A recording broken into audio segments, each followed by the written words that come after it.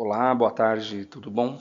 Vamos lá para a introdução do que vai ser este curso, tudo bem? Então vamos começar com o primeiro módulo, vamos fazer um apanhado geral da sequência e do conteúdo que vai ser abordado nesse curso.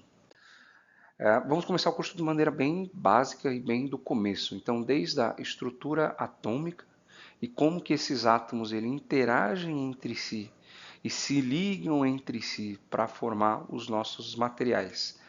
Especificamente, como que essas interações, essas ligações covalentes, elas acontecem porque são as responsáveis por formar os nossos polímeros, as nossas moléculas, as nossas macromoléculas poliméricas. Essas macromoléculas, elas têm uma peculiaridade bastante importante que é com relação à massa molar. Então, qual é o tamanho dessa molécula? Será que quanto maior, melhor? Será que quanto mais rígida, melhor? Será que quanto mais o que, melhor? Então, um ponto bastante importante é a questão não só da massa molar, do tamanho dessa macromolécula, mas também a distribuição dessa, de massa dessas macromoléculas. Então, será que não basta apenas uma molécula ser grande o suficiente para que aquele polímero tenha as propriedades, mas também que essas moléculas elas estejam com uma distribuição, ou seja, que elas tenham entre si um tamanho muito parecido, tá? Isso é extremamente relevante quando do estudo dos materiais poliméricos.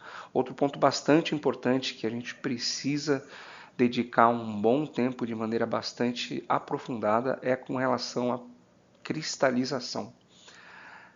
A maneira como essa cristalização acontece, a velocidade como essa cristalização acontece e a quantidade do seu material, né, que é cristalizada, influencia muito nas propriedades finais dos polímeros. Um exemplo bastante ah, didático que eu diria que a gente pode entender é a questão das poliamidas. Né? Se você pegar ali a das poliamidas 12, poliamida 666, poliamida 46, poliamida 3, tem uma diferença ali de cristalização decorrente da estrutura molecular do seu polímero que entrega propriedades completamente diferentes, tanto na poliamida 12 quanto na poliamida 6, 66, 4, 6, 3 e assim por diante. Então, diferenças significativas são observadas tanto em flexibilidade desses materiais, dureza, temperatura de transição vítrea, de temperatura de fusão, até que ponto, né, qual que é o HDT ali, né, qual que é a temperatura de uso que você consegue trabalhar com esses materiais. Há uma diferença bastante grande e essas diferenças elas são decorrentes da cristalização, de como que a cristalização acontece nesses materiais.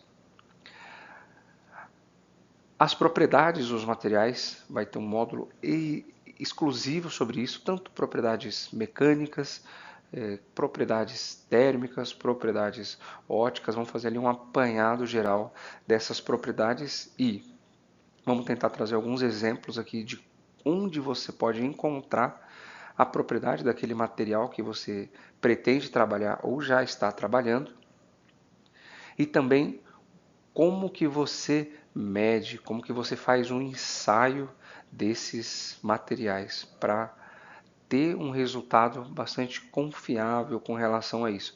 Então, basicamente, as normas técnicas são essenciais nesses quesitos. Tanto se você optar por uma norma ASTM, por uma norma ISO, mas desde que você tenha um procedimento confiável, robusto o suficiente que as normas te entregam, para conseguir fazer aquele ensaio. Mais importante que isso, né? Para você conseguir ter um argumento forte o suficiente quando você precisar discutir aquele resultado que você está encontrando aí no seu laboratório. Uma outra classificação bastante interessante de trazer e é bastante comum no mercado não é apenas a classificação entre polímeros amorfos e polímeros cristalinos, né, que a gente vai ver ali na cristalização, mas também com relação à performance desses materiais. Então nós temos materiais que são mais comuns, que nós chamamos de commodities, uma escala de uso bastante grande e uma versatilidade de produtos no nosso dia a dia bastante grande. Até aqueles materiais que são os superpolímeros, muita gente fala que são os plásticos de alta performance, plásticos de ultra alta performance, são bastante caros também, mas entregam propriedades que são bastante peculiares daqueles materiais e que dificilmente você conseguiria ter essas mesmas propriedades em outro material, seja ele termoplástico, seja ele termofixo, seja ele um compósito e seja ele até um metal, por exemplo, ou uma cerâmica. Então são materiais com propriedades bastante específicas, tá? Lembrando que nós nunca vamos falar aqui de materiais que são melhores em todos os casos ou piores em todos os casos. São materiais diferentes. Então, o grande entendimento, a grande sacada, eu diria, é você encontrar um material que esteja mais otimizado para aquela sua aplicação, tanto com relação às propriedades, às densidade, ao custo, ao processo que você já tem dentro da sua fábrica. Por fim, vamos ter um módulo aqui bastante extenso e vamos pegar processo por processo de transformação dos plásticos. Então vamos falar sobre a extrusão e os diferentes tipos de extrusão que nós temos: extrusão de perfil, extrusão de tubo, extrusão de placa, extrusão de filme, extrusão sopro. Vamos falar também de sopro, tanto extrusão quanto injeção sopro. Vamos falar bastante sobre injeção, alguns diferentes tipos de injeção que a gente tem aqui e também passar uma ideia sobre os processos de termofixos. Então, extrusão reativa, injeção reativa, processos de SMC, BMC, que são bastante comuns aí para o pessoal que trabalha com os termofixos. Tudo bem? Me apresentando rapidamente, eu sou formado em engenheiro de materiais com ênfase em polímeros pela UFSCar, me formei no ano de 2012. Tive uma experiência bastante interessante ali numa empresa de papel e celulose que chamava Igsum, na Suécia. Passei 7 meses morando fora ainda durante a minha graduação, fazendo um estágio lá. Voltei para o Brasil, comecei como estagiário na Radit, é uma empresa de fabricação de poliamidas, uma empresa italiana que fica ali no interior de São Paulo, na cidade chamada Araçariguama. Fiquei lá durante quase 3 anos, trabalhando com um pouco de tudo: layout industrial, compras, PCP, engenharia, formulação, qualidade, processo. Depois eu fui para a Volkswagen, no interior do Rio de Janeiro, na planta de caminhões e ônibus.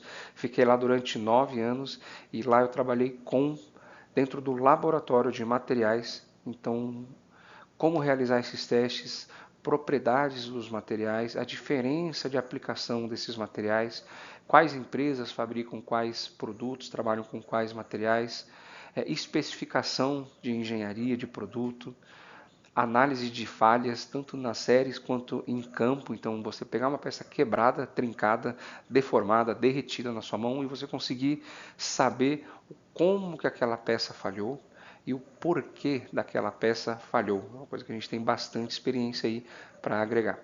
Entre 2020 e 2021, eu fiz um MBA em Gestão Estratégica de Pessoas pela Estácio. Em 2022 eu me mudei, saí da Volkswagen e vim aqui para Pompeia, que é da onde eu gravo os cursos hoje em dia. Fiquei 2 anos na Unipac trabalhando como lá em pesquisa e desenvolvimento, cuidando de todas as contas dos clientes automotivos. A Unipac ela trabalha bastante com commodity, majoritariamente ali, então polietileno principalmente, basicamente ali para fazer tanques de combustível, tanque de gasolina, tanque de água e alguns dutos de periféricos do motor. Em 2023 eu comecei a fazer o meu doutoramento na Unesp, mais relacionado não só a polímeros, mas a produção e algumas tecnologias ali de como produzir grafeno. Pretendo acabar em 2027, estou gravando esse vídeo em 2025, então eu estou exatamente na metade desse doutorado. Em 2024 eu mudei novamente de empresa, que é onde eu atuo, onde eu estou atualmente, que chama Ortometri, que é uma empresa, a maior empresa ali de aparelhos dentários, né, ortodônticos, então faz os brackets, os fios e todos aqueles elásticos, aquelas borrachinhas coloridas que o pessoal usa nos aparelhos, né? Trabalho desde 2024, então nesse segmento de saúde. Tenho também um canal no LinkedIn, que eu comecei recentemente, um canal no YouTube, perdão, que eu comecei recentemente. Boa parte desses vídeos eu também coloco no YouTube, e fora isso tem muitos vídeos lá sobre algumas coisas bem básicas, sobre materiais, sobre nomenclaturas, algumas dúvidas que o pessoal me manda tanto no curso quanto no YouTube, por WhatsApp, pelo próprio LinkedIn.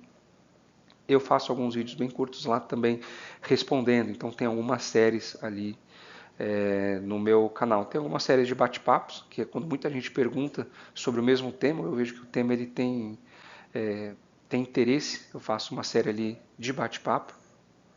Tem uma série ali de perguntas e respostas, que normalmente são vídeos mais curtos, que é mais fácil de ver. De todos esses vídeos também tem muitos shorts ali, que são informações mais direcionadas.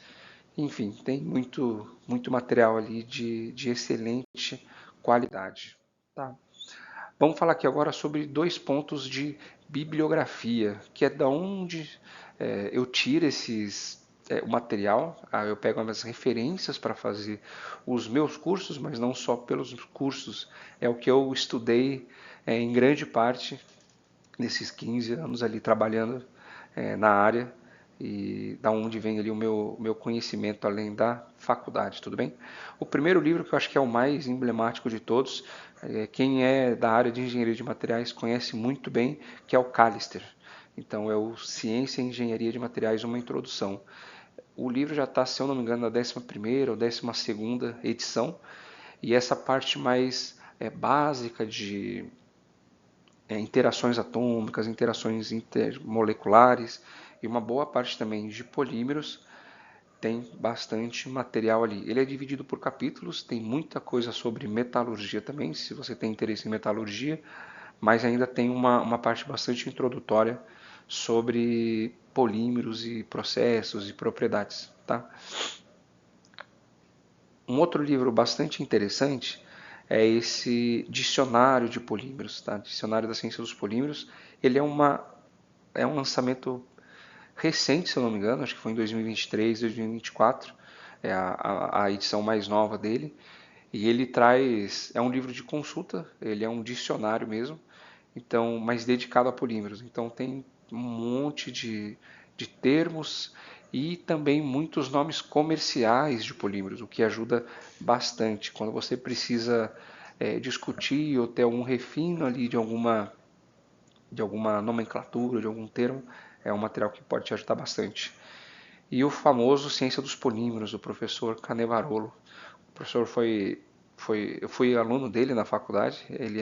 Hoje ele já é aposentado, né? Se aposentou no ano passado, mas é um dos principais livros ali de polímeros que a gente tem, já escrito em português por um professor extremamente relevante na área, que é o Canevarolo. Então, se você não sabe por onde começar, quer comprar um livro, eu indico Ciência dos Polímeros. É um livro com uma leitura bastante simples, tem uma didática muito boa. Ele não é um livro grande e você consegue ler ele de maneira bastante fácil, com uma linguagem bastante acessível, e eu tenho certeza que vai mudar a maneira como você pensa sobre esses materiais. Um outro bloco aqui de bibliografia, um pouco mais avançada, que eu gostaria de trazer para vocês, são esses livros aqui. E aí eu dividi mais ou menos assim. Alguns livros, que são esses livros que estão aqui na parte de cima, eles são livros que são referentes à ciência geral dos polímeros. Então, propriedades, cristalização, estrutura molecular, cristalização, a influência de propriedades térmicas com relação ao processamento, com relação ao tipo de polímero, ao tipo de cadeia. Esses livros aqui te ajudam bastante. Tá? Boa parte desse material, desse curso, foram retiradas desses materiais aqui. tudo bem? Com destaque para o Ciência dos Polímeros. Se você quiser ter uma visão um pouco mais aprofundada sobre algum material específico, eu recomendo esse livro aqui, que a gente chama de Brightsons. Então ele tem um capítulo ali bastante detalhado, bastante extenso para polietileno, para poliamida, para poliéster. Então desde a partir de reação de polimerização, degradação, e assim, ele é bem aprofundado mesmo, tá? É um excelente livro ali para quem está buscando uma informação um pouco mais avançada. Correlato ali, eu diria, ao Canevarolo, a gente tem o Sperling. Tá? O Sperling é um livro que tem uma carinha bastante parecida com o Canevarolo e ele vem ressaltando ali pontos de ciência básica, tá? Então de estrutura molecular, massa molar, cristalização, ele fica nessa parte da ciência ali que é extremamente relevante, tudo bem? A gente tem 2 dicionários aqui, um dicionário e uma enciclopédia, então caso precise buscar termos, alguma coisa mais rápida, alguma descrição, esses livros são bastante interessantes. Eu deixei recomendado aqui 3 livros de ciência e engenharia dos materiais que são mais gerais, tá? Podem ter algumas informações sobre ciência e engenharia dos materiais que vão te ajudar bastante. Para processos, a gente tem aqui inúmeros livros. A parte de processo é muito mais específica, então normalmente os livros eles tendem a ser sobre um determinado processo ou outro. Então a gente tem alguns livros inteiros dedicados sobre injeção, sobre extrusão, sopro, e tem um dos livros aqui que ele é um pouquinho mais geral, ele traz vários processos dentro dele, ele explica ali, ele abrange esses processos de maneira bastante aprofundada e bastante avançada também, que é o Tadmor, é esse livro aqui de capa preta, tudo bem? Mais referente aqui a uma parte mais química ali dos polímeros, a gente tem alguns livros mais especificamente sobre as reações dos polímeros, tá? Ou uma avaliação mais microscópica desses polímeros. Tem o livro do professor De Paoli, é um professor aqui da Unicamp do Brasil. Muita gente conhece esse livro, ele é bastante completo, é fácil de ler também, e ele tem muita informação bacana e já é em português também, o que ajuda um pouco. A gente tem um livro aqui específico de polimerização, que é o Odian, e tem um livro específico sobre microscopia, então sobre técnicas e tipos de análises com diferentes microscópios que a gente consegue lidar. E outras 2 fontes aqui que eu considero de extrema importância são as normas, tanto a STM quanto a ISO. A leitura por si só dessas normas, elas são basicamente um curso especial. Eu sei que tem uma leitura e talvez um vocabulário que, quando começamos a trabalhar com essas normas, é um pouco difícil de entender, mas é um material extremamente importante. Então, sempre quando você lê o escopo, os termos, os procedimentos do teste, você acaba aprendendo muito sobre polímeros, sobre propriedades e sobre o porquê de algumas coisas ser do jeito que são. Tudo bem? Eu deixei essa lista aqui de todos os livros, tá? Com os nomes de cada um deles e os autores destacados aqui. Então, quem quiser buscar, é só pegar esses materiais, procurar ali nas principais bibliotecas, ali, livrarias, que com certeza esses livros estarão lá. Tudo bem? Muito obrigado, essa foi a introdução e aí a gente segue agora para as aulas propriamente ditas.